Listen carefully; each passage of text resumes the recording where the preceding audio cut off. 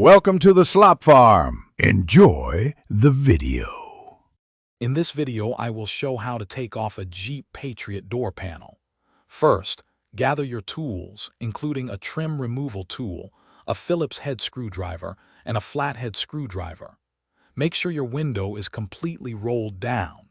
For safety, it's a good idea to disconnect the negative terminal of your vehicle's battery before you begin any work. Next, we'll tackle the trim pieces. Use your trim removal tool to gently pry up the window switch panel. Once it's loose, disconnect the electrical connectors.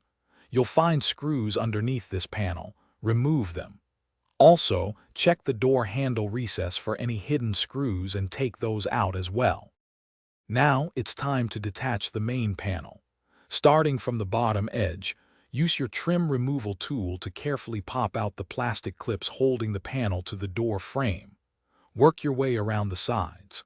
Once all clips are released, gently pull the bottom and sides of the panel away, then lift the entire panel straight up to clear the window channel.